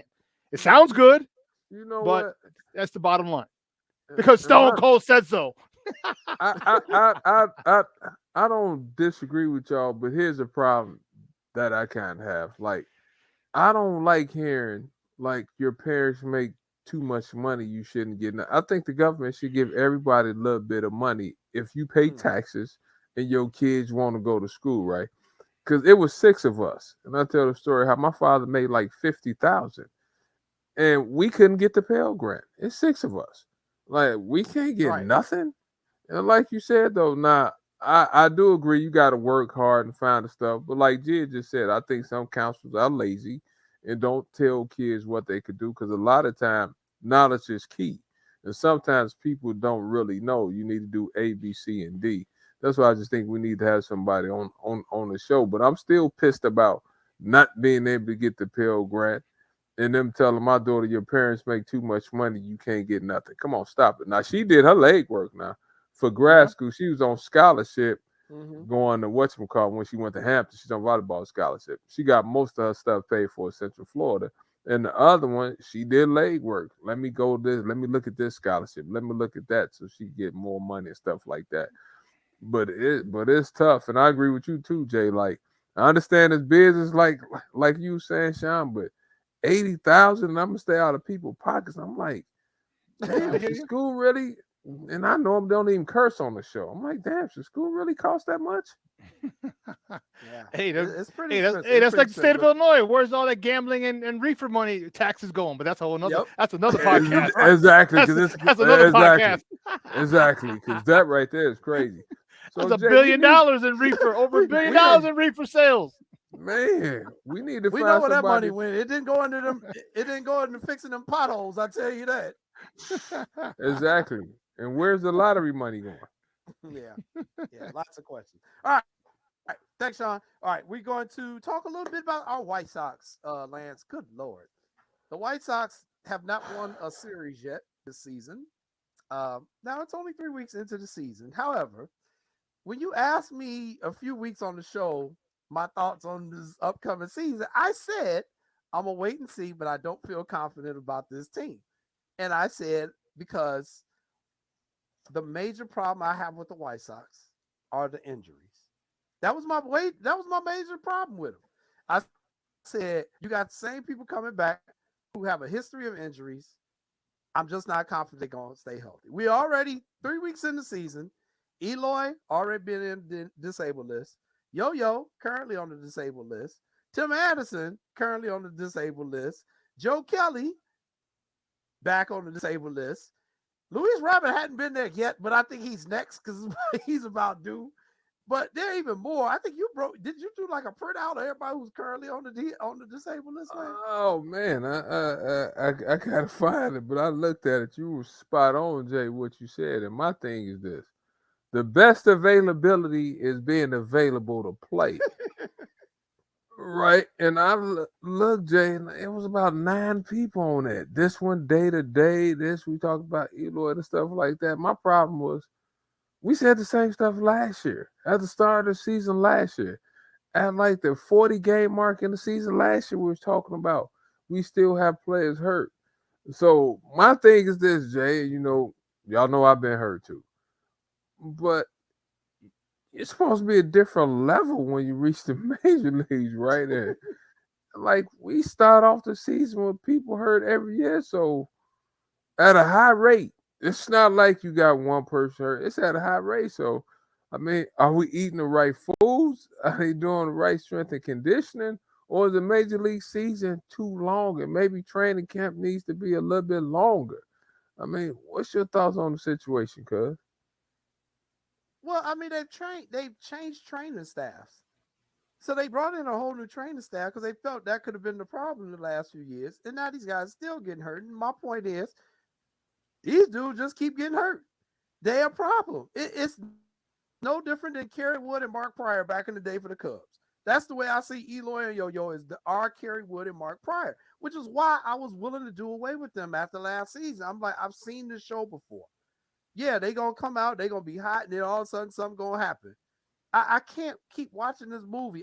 I'm cool with Jake Berger at third base. I said that. I know his defense isn't as good as Yo-Yo, but that fool can hit.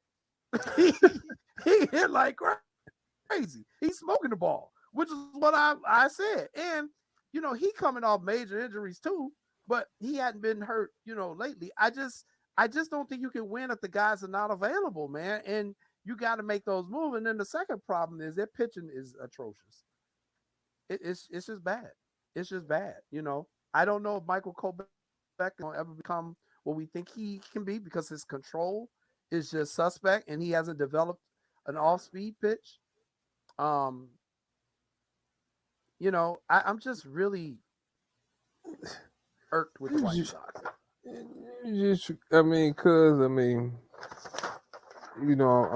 I'm looking at this. I was trying to find the pitching staff, Jay. And I was going to ask you this. Is it the cold weather? Like, is your body better in a warm climate? Is it just cold in Chicago where, guys' bodies just not as tough playing in the cold? I mean, I don't know, but with that being said, because, it's just bad. It's bad. And until you're able to consistently put a unit on the field, and no matter what sport you play, football, basketball, baseball, then you're going to struggle.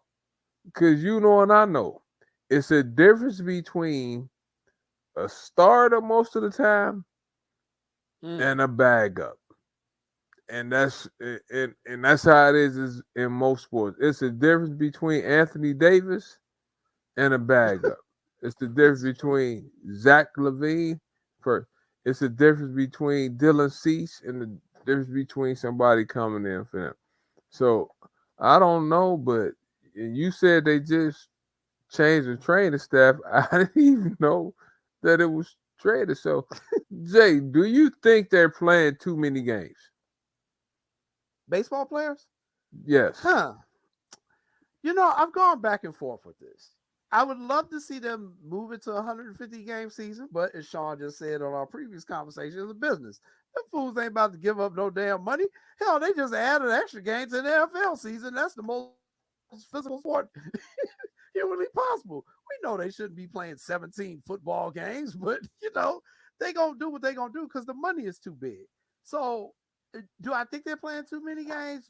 Yeah. Because you're doing 162 games plus another, 30 games in spring training, even though, don't get me wrong, you're not playing a full game during spring training.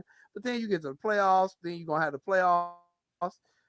Yes, they're playing too many games, but they're not going to cut that down because that would make too much sense.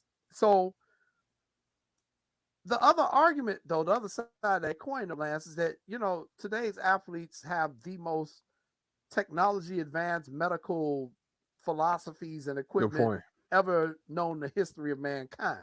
So some of this is on the athlete too, man. You got to get your body ready for that grind. And I just think a lot of them not willing to do that, especially once they get their paper. And I think that may be one of the problems with this White Sox team is that once everybody got their money, they kind of mailed it in. I think Rick Hahn, he did something that was really business friendly for the White Sox and signing a lot of these guys to long-term deals, which was paying up a whole lot of money. But I don't know. Do they still have the heart? Do they still have the effort? I don't know. I got a lot of questions about this team, and I will say it now, and I know people are saying it's early in the season, but I've felt like this ever since last year. I just don't like the chemistry makeup of this team. I think they should actually blow it up and rebuild the rebuild. And I know that is really hard for a lot of White Sox fans to hear, but I think you got to rebuild the rebuild and get started now because you can still get something for Eloy. You can still get something for Yo-Yo, but you got to get different type of players and different type of chemistry. I think the White Sox had their window. I think Jerry Ryan. So what you saying? We wasted years with Tony La Russa. I just beat you to the punch. So you saying we wasted our years with Tony La Russa? Yes, I think those 2 years with Tony La Russa really put them back. It really put them back. It changed the mojo. It changed the whole chemistry of the team. Mm. And you can see it. Like they haven't gotten that confidence back. That and then that when they got to the playoffs that year with Tony and Houston whooped our ass in the first round. I think Did they? Yeah, I think that was like when Ronda Rousey finally got knocked out one time. Like, woo, I think I'm gonna retire and go to something a little bit less dangerous. I just think they got their bell run from that Houston series, and they ain't never recovered from that either. So I think you can't win with these guys. They're talented players, which is why I think you trade them and start building your next team for the future. And you better start with pitching because Michael Kopech, I'm not confident he's going to see the development. I just would not. I mean, Jay, do you like any of them? Bummer, Cease, Kopech? A bummer. Oh, I can't believe you brought his name up. My man. cousin Lisa's watching that right now. She probably I know Lance didn't tell Jay's a bummer. Maya gonna come jump on the show. She hear you say that again. Not I like Cease. I think Cease been pitching well. I watched him. What was the last week? I think Jay he pitched an excellent game. We just didn't hit. What you say? Okay. We just didn't hit that day. Yeah, Cease can pitch. No doubt. They got a pitcher, but I think I think Clevenger's been okay, for what you got for him. But it's just I think Lance Lynn he's probably really a 4, and you got him pitching as a number 2. They need a left-handed starter. I've been saying that for a while. I don't know why they didn't address that issue. And the bullpen has just been god awful. I feel sorry for the manager. Every time he brings somebody in, they just as bad as dude he just left in. So the man, his hands are tied. But Jay, I've been talking about the pitching for 2.5 years. Yeah. It's the first thing we talk about every year. Jay, the pitching, but it's always a but, Jay. Then we always talk about the hitting. I used to say last year, oh man, we got a good hitting team. We got all this power. And you was looking at me like, power? We were swinging for the fence all the time, missing, striking out. At some point in time, I think it was a year ago, we damn near, let me stop doing that. We led the league in strikeouts almost. We was swinging for the fence. But sometimes, Jay, from a coaching standpoint, you only have a short window. And sometimes your window will pass you by. Because everyone is not sitting back just wanting to be marginal. It's people that like making their money and is trying to make more money. See, because if I'm making 18 million, I'm trying to go get 30 million. That's just me. If I'm a manager, Jay, I'm trying to get, instead of 2 years, I'm trying to get a 5-year extension. So you need your players to show up, and you need to hit it just right. Like UConn hit it just right. But I'm starting to agree with you. Maybe the window is closed. Yeah. So it's a really hard pill to swallow to have to accept. Yeah, but it's just I just don't see it, man. I just don't see it with this team, man. And I love Tim Anderson. I love Tim. I love Luis Robert. But man, I want the team to win. It don't matter how much I love individual players if they ain't winning no championships, or they ain't winning the division when it ain't a COVID year. I mean, they ain't doing nothing. We need the team to perform, and I just don't think they have the right chemistry. I do like the manager. I think he's a good guy. I think he knows what he's doing. But I think, as Ozzie Guillen Jr. comes on and says all the time, this is not a third manager with the same group of players. You didn't like Ricky Renteria, and I agree with that decision. Nobody liked Tony La Russa, and now you're on your third manager. So if you can't do it with this third manager, it ain't the manager. No, and as a manager, Jay, like, you can only do so much if your players are not performing and maybe they're not good enough. And you're in a situation where these days they're not letting you sit around for 5 years, Jay. No team is letting you sit around for 5 years losing. They will get you out of there first before they get the players out of there. And sometimes you don't even have a fighting chance. Like, what is he supposed to do with half his team hurt? Half the team hurt. Is that his fault? Is that his fault? But when your record is getting beaten up because again, your player's not available to play, your record is getting beaten up, they're not going to come back and say the players, well, they might say a little bit, well, they had a lot of injuries. They're going to look at your wins-loss record. They're not going to say if players missed 50 games because of injuries. They're going to put an asterisk by there and they're going to say, okay, let's bring another manager in. So that's a tough situation. So I'm starting to look like you. You starting to convince me maybe they do need to blow it up. And you know what? And this is another reason why I'm getting upset too. Because I'm tired of hearing from Sean Merritt and Nick talk about the Cubs. I don't want to hear their mouths talking about your team's supposed to be so good and all this and all that. I don't want Jay. I don't want to hear that. I don't want to see Nikki and Sean running around with Cubs hats, Cubs jerseys, talking about I told you. Do you want to hear that BS? I don't. I don't want to hear it. I don't want to hear it. But they got every right to say it because it's true. And I can't deny it. I can't deny it at all. So what can I say? Shout out to our boy Julian Green. I like going to a Cubs game. So we need to we need to reach out to Julian and go watch a Cubs game. We do. We definitely need to do that. Okay. Last topic, as we're getting a little bit late in the show here. The Blackhawks finished their season, and they finished with the third worst record in the NHL. So this season was a complete failure because we wanted to finish dead last, but we finished third from last, which isn't bad. They will be in the lottery for the Connor Bernard sweepstakes. Connor Bernard, I know you're not a hockey aficionado. He is basically not at all. That's the dude. Is he the next Gretzky?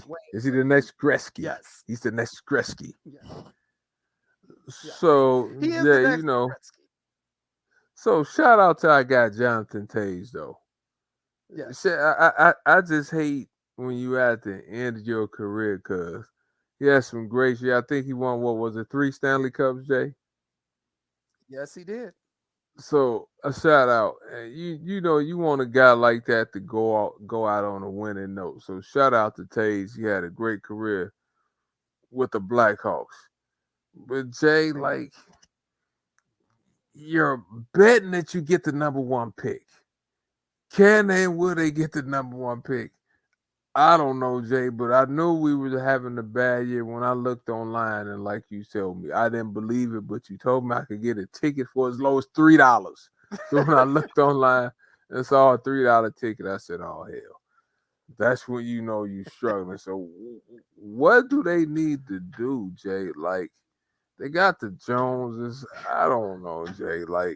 How can we get better? Well, so here's the thing. So he's already put. Here's why I like Kyle Davidson so far. He's doing what nobody wants to do. Everybody wants a big fat turkey, but nobody wants to ring the turkey neck. So he came out, What you mean by that? Because he was like, we're not re-signing Jonathan Toews. Got to go ahead. The man traded Patrick Kane, my favorite hockey player of all time. He's like, yeah, he got to go. I'm sorry. He traded away everybody he could get something of value for. That's why I'm saying the White Sox got to do the same thing. He was like, this going to hurt. I'm just telling you now, but I'm doing this. He traded Kane. He said Toews ain't coming back. Everybody who had a contract that was paying them more than they needed to make, he was like, I got to let him go. And he's gotten draft picks. So if you look at this year, he's got, he's going to have that lottery pick, but he's got 4 second-round picks. And then he's got some in the third round. And next year, he's got, I think, 2 first-rounders and stuff like that. So I get what he's doing. This is what a rebuild is going to look like. And it's going to be terrible for the next season or 2. However, if you draft right, if you hit on those prospects, it's a brighter day ahead. And so he's doing what you got to do. It's going to hurt. It's painful. And we got to stop living in the past of the 3 cups. I got the DVD. I can go back and watch it whenever I want to cheer myself up. But right now, they are in hell. They are in hockey hell, and they got to change it. So purgatory. They ain't even purgatory. They in straight hell, dog. So, they're doing what they need to do so that we can start talking hockey again on the show. Good Lord. Because you and Evan Moore, y'all the hockey guys. Two black guys talking hockey. Y'all do a great job of people of any color. Yeah. But I mean, because it's tough. It's tough. And like you said, you putting stress on the guy to make sure they get the right draft picks. Yep. So, all right. And speaking of hockey, our guy Phil Thompson from the Tribune, he'll be joining us in a week. Phil! Got to give him. Phil went on vacation. I ain't mad at Phil. So we'll ask Phil where he went. Although I think he went to Miami. But we're going to ask Phil where he went when he comes on the show in a couple weeks. But hey, that's another great episode of What's Up, Cuz, man.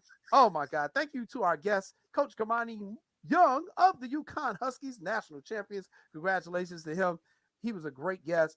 Lance proved that he knew pretty good amount of stuff about Jackie Robinson. He got 60%. So that's pretty good. And next week we'll come back with Jump Ball, and then we'll come back with another What Lance Knows. So those are our two new segments. But for our super producer, Sean Sierra, for my cousin, Lance C. Irvin, I am Jason Palmer. Thank you for tuning in for What's Up, Cuz. We will see you again next Monday night at 6 p.m. Take care. Peace.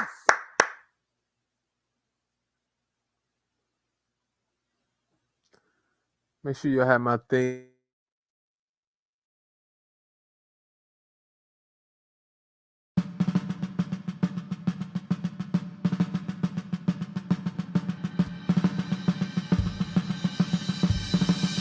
Lift every voice and sing till earth and heaven ring with the harmonies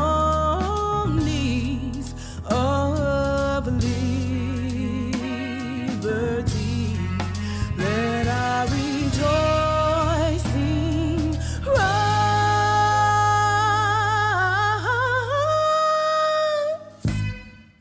high as the listening skies. Let it resound loud as the rolling sea. Sing a song full of the faith that the dark past has taught us.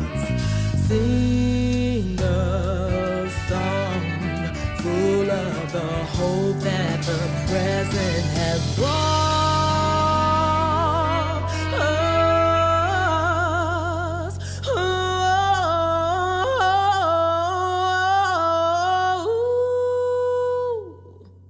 Facing the rising sun of a new day begun, we will march on to victory. We will march on to victory. Let us march on to victory. Is what